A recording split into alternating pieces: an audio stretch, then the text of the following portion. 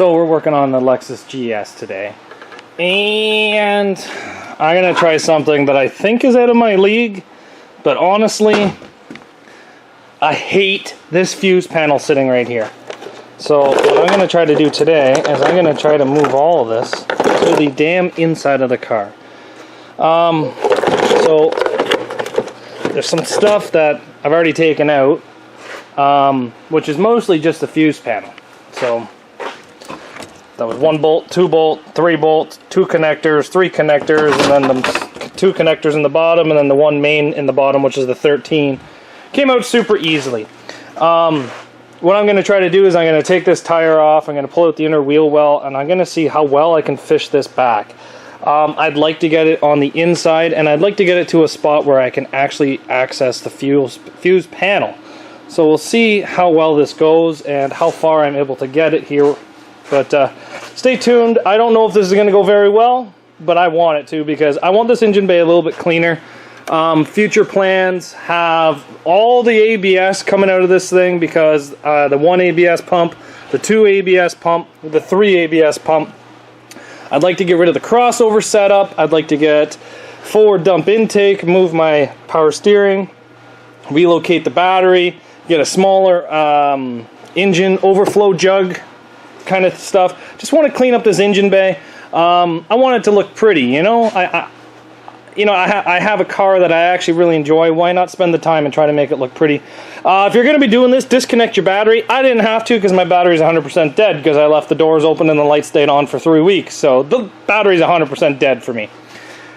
So make sure you disconnect your battery. I'm going to try to reroute this. I've watched a couple videos on YouTube. It looks horrible. I think the best one that I watched was a guy with a Toyota Supra that had to cut his entire harness and lengthen all the wires, and then he added like 100 feet, and then he just cut out what he didn't need. But he had a Supra, and he put the panel right here. If you guys are watching this, you've probably already seen that video. And I'm going to say, that looks intense. I don't want to go that far. I'd like to just put it underneath my dash so that all my fuse panels are relatively in the same location. So yeah, let's see how far I can get this, and we'll see what we can do. I'm going to try to get it off the hoist just a bit. I don't want to drive it because I have no brakes, because I did all the Lexus LS brake upgrades still. Haven't bled them. So I'd like to push it ahead so I can get the doors open to be able to crawl underneath and feed wires and trace wires. So I'll get back to you guys in a bit and show you guys what I'm doing. So I've been working at this for about a day now. I worked at it until about, I think I did 3 hours on it last night, and I've maybe spent an hour and a half on it today.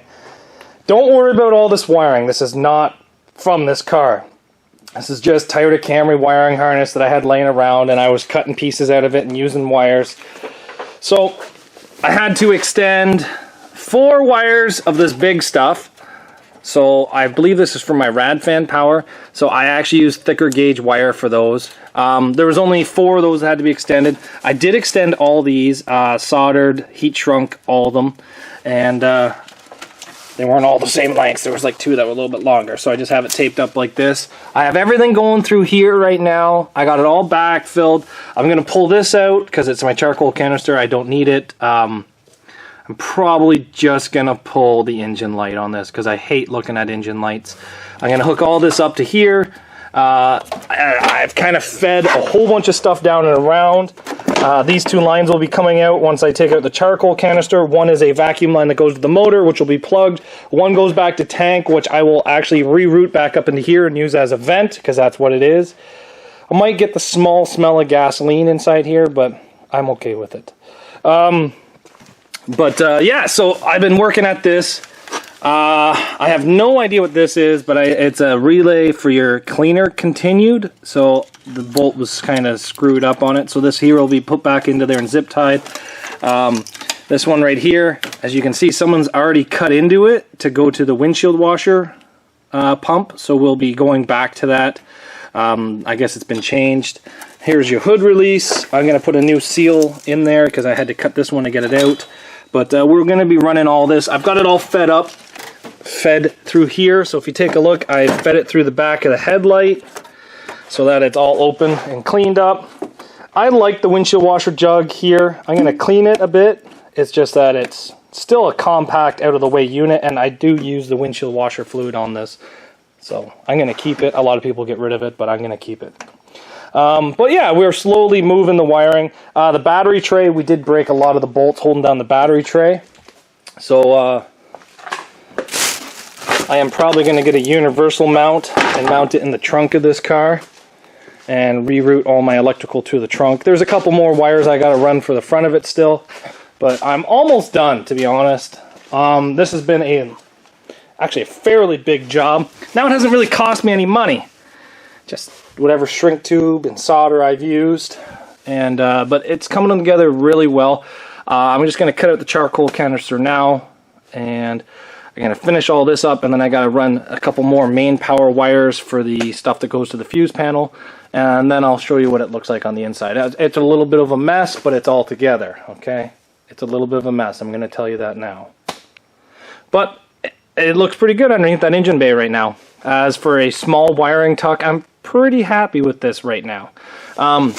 This one right here, I thought I was going to have to extend all these wires as well, but I was actually able to fish it back and reconnect it. So there's a lot of wires I didn't have to extend there. There's quite a bit of extra wires actually in this harness. Like if I took my time, I don't really want to, but I could cut a foot out of this harness right here. Like that does nothing. It's all going to be put into protective sheathing and put back into the clips up here in the inner wheel well. But yeah, let me just get this going a little bit better. This is a pretty daunting job, but if you guys take your time, it's not that bad. So we just got finished moving everything. The only thing I haven't done is relocated the battery to the trunk, and I was going to use this, and then I said, you know what, why am I going to use that? It ain't going to mount right. I'm going to have to put spacers underneath it. So I'm going to try to buy a battery relocator kit. Okay, the button to open the trunk is definitely missing, so I can't even open the trunk. But I want to put a drain for the battery, so that way battery acid doesn't sit in here and stuff like that. But the battery is definitely going to go underneath the trunk on this car. So I have just about finished moving all the wiring. Everything's been connected. The only thing that's not connected is the windshield washer plug-in, because I had to redo that because it's already been replaced and hot wired anyway. But so some of these I didn't have to extend like this one, but pretty much every one I had to cut the harness and extend the harness. Now this is not cleaned up, this is just kind of together, and yes, so yeah, it's there. I got my battery relocator post in here, which just looks like that. It's just an Amazon thing, I guess. Hopefully it works good. But what I'm really hoping is that this thing starts. So, oh, hit the horn. Oh, body. Fires right up.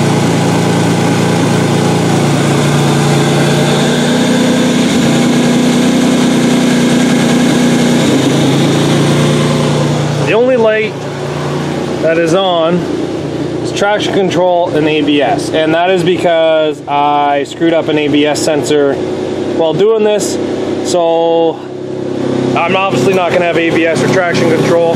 Eventually I'd like to get rid of all the ABS pumps on this thing.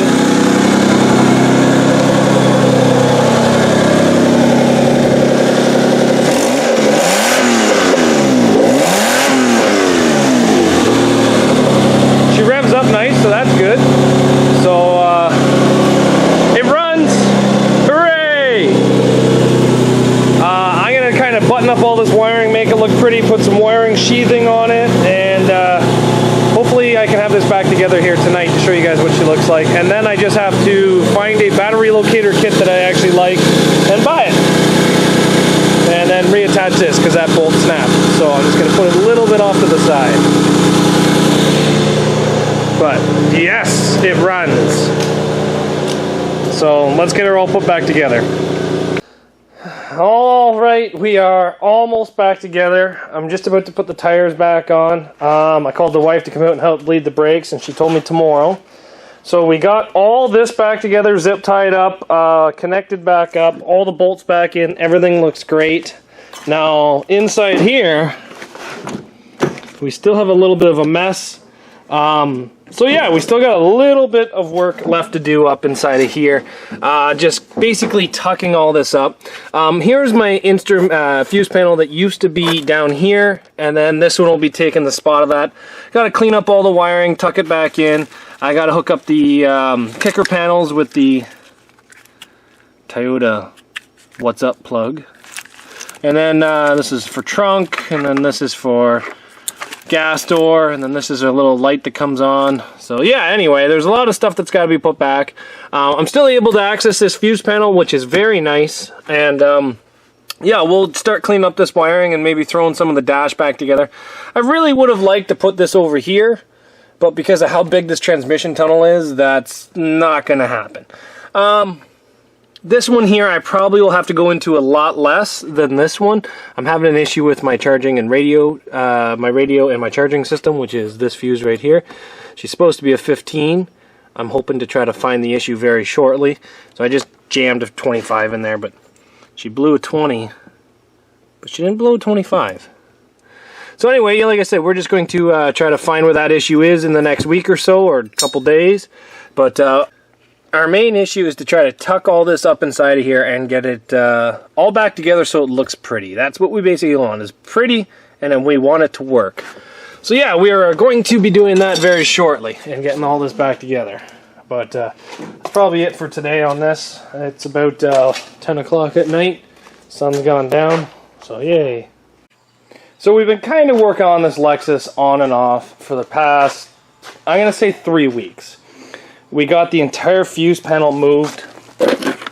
So if you guys don't remember, this used to be right there, just like that, and then right here was the battery. So it has taken me quite some time.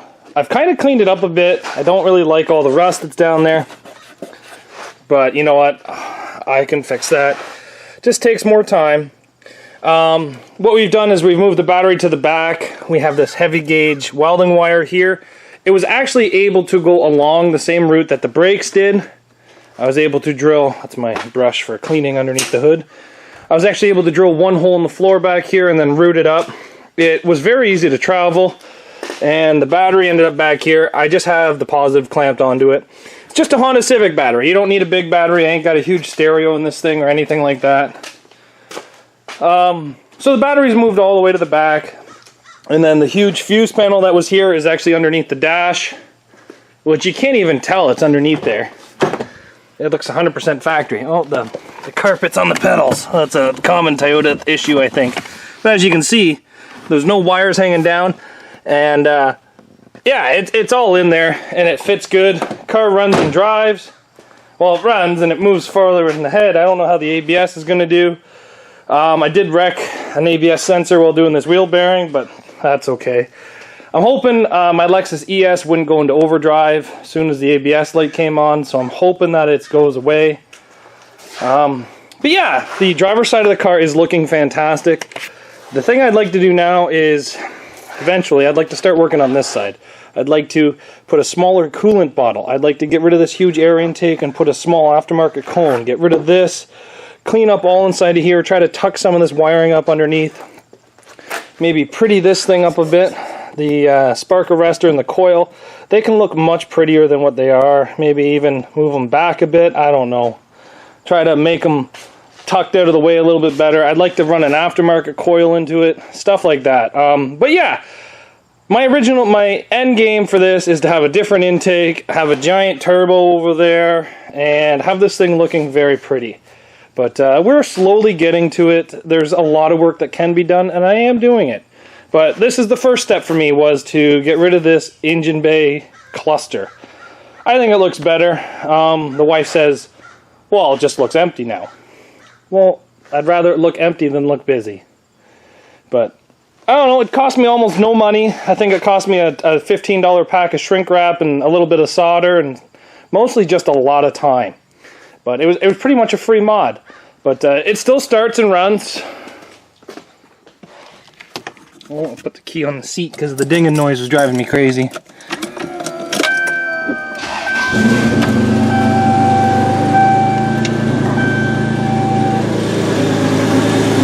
there you go. It still runs and drives good. But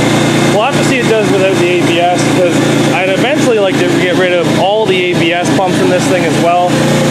So that ABS pump, this ABS pump, that ABS pump, I'd all like to go. So, but anyway, that's about it for the wiring tuck.